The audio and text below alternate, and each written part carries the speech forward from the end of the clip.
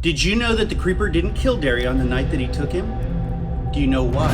Certainly there was more than just one reason. But what was the first thing that the creeper did after leaving the sheriff's station with Darry? What was more important than consuming his newly acquired precious brown eyes? Let's go find out.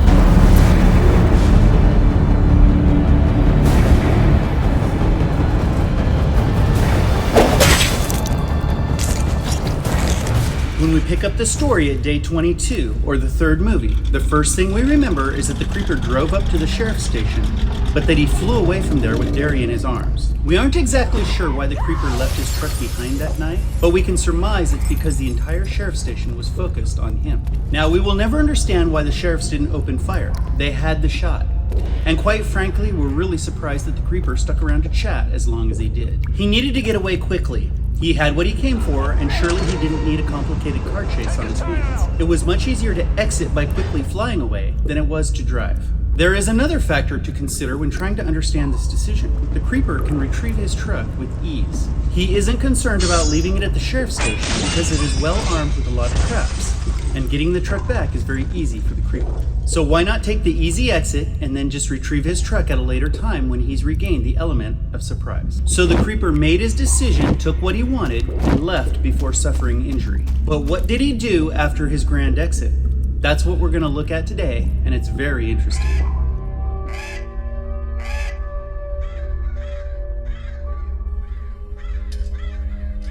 Once the creeper had Darry in his clutches, flying away from the Poho County Sheriff's Station, he took him to one of his hideouts nearby. He couldn't take him to the old church because it was probably in the process of burning to the ground. So he took him to an old abandoned factory that we see at the end of Jeepers Creepers and confined him so he couldn't get away. Now, the creeper would be really good at keeping victims from getting away because he has been practicing for thousands of years. With all of the chemicals that the creeper has in his hideouts, it would be likely that Darry was drugged. But why wouldn't the creeper just take Darry's eyes, sew him up, and find a great temporary location to hang him in the factory? Well, a couple of things. The creeper has a very strong bond with his truck and time management. Let me explain.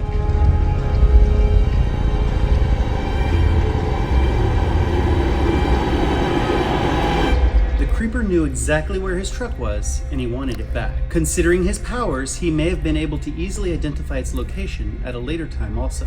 But at that point, he knew right where it was, and he knew the sheriffs hadn't had time to secure it yet. So he had to go rescue his rusted and hideous partner in crime, and he went back out to get it. Most of us are familiar with this scene, and honestly, it's one of the best scenes from the third movie. The creeper executed the rescue of his truck with ease. Not only did he rescue his truck, but he did it in style, blowing up the minds of the impound driver and his escort officer, and the minds of every fan watching this for the very first time. Now that he had his truck, did he return to Darry? Nope. Why? We can rule out Darry as the cause. The creeper loves fear, but Darry was secured, and it's likely his fear wasn't going to escalate above the level it already was when he was seized and flown away high above Poho County. In the situation he was in, it is probable that fear and trauma ushered in shock. If this were the case, his fear would probably diminish. So why would the creeper wait? We can speculate, knowing that the creeper enjoys fear, that he may have waited for some of Darry's trauma to subside, allowing him to fully fear once again. Or maybe the creeper came across another set of eyes. Whatever his motivations were, we know he waited.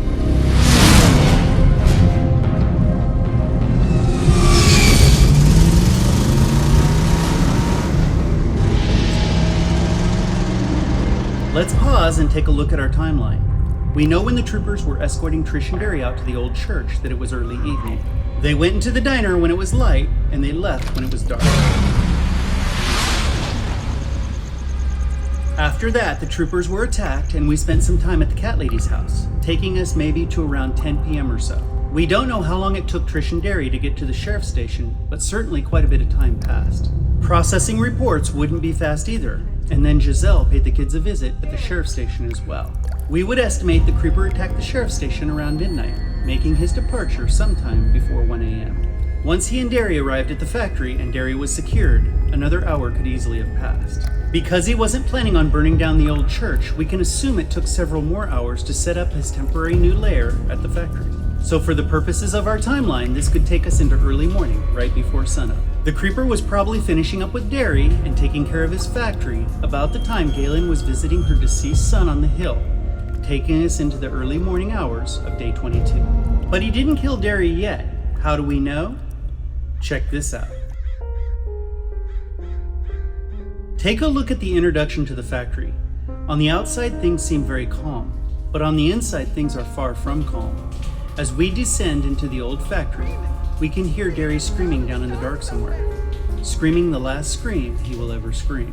But if we back up just a bit, we can get a general timeline from the sun, which is just about overhead, putting Darry's time of death at about 12 noon.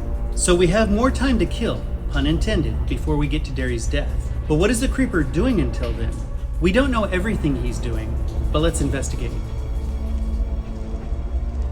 We can account for the creeper's actions until about the time Addison wakes up on day 22. So let's see what happens after that. During the morning hours of day 22, Addison goes out to the stable to look for some hay and doesn't find any. She also tells her grandmother that she's going to take the truck into town. In the background of these scenes, we see morning fog before the day has had time to warm up. The creeper hunters introduce their machine gun, and we see Addison arrive at Gracie's house to look for some hay. In both of these scenes, we still see fog in the air. We can place these pieces of Jeepers history as mid-morning before the fog has had a chance to burn off. But finally, we are given this beautiful timestamp. It is completely by chance, and we really appreciate their shot lineup. This scene opens with a brilliant shot of the sun. It is there to introduce the dirt bike riders, and it places our time of day at about 12 noon. But we know he hasn't taken Darry's eyes yet, because in this scene his eyes are not brown, they're blue. As we move forward in our day, we see Sheriff Tubbs and Hashtaggo mount their attack against the creeper, and here his eyes are also blue.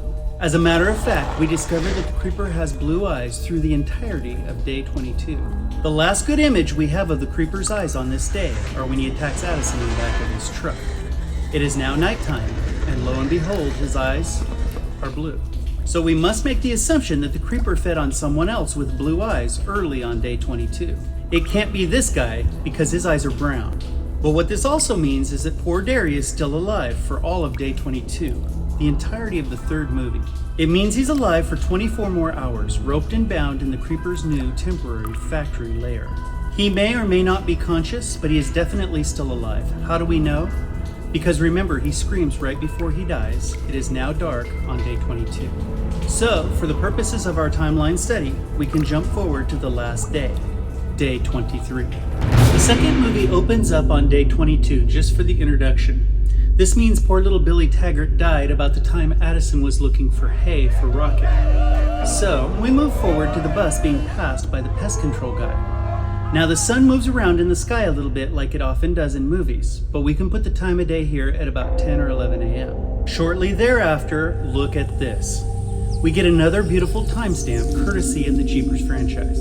And again, it's not meant to be a timestamp, but it does tell us that Darry is about to meet his fate. We can see the sun high in the sky in this scene, putting our time at about 12 noon on day 23.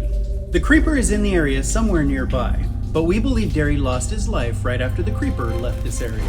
As we see the Taggarts working on their creeper-killing post-punching weapon, we begin to see the sun getting lower in the sky. And right after that, we join the kids on the bus, and it's getting dark. The first time we see the creeper clearly on day 23 is in the evening when he attacks the bus, and he has brand new brown eyes. So given the evidence presented in the movies, Darry lost his eyes and his life on the 23rd day, the creeper's last day of feeding, at about 12 noon. But the joke is on the creeper because he lost them almost immediately by means of a javelin shoved upward through one of the eyes that used to be Darry's. Because the eyes and maybe other parts of Darry's body didn't get used for long, we hope at least Darry looked good in one of the creeper's lairs. Darry was a good kid. Despite all their bickering, he loved his sister and he didn't want her to take his place. He was scared, but he was brave and noble. Don't shoot me, hero! We are really going to miss Darry Jenner. We hope at the very least we get to see him again in some future visions.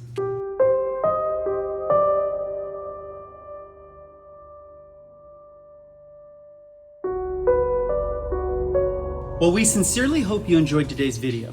It's always interesting to look deeper into a movie and learn more about a fictional universe that is completely fake, yet for so many seems so real. Please like, subscribe, and until next time, we'll see you.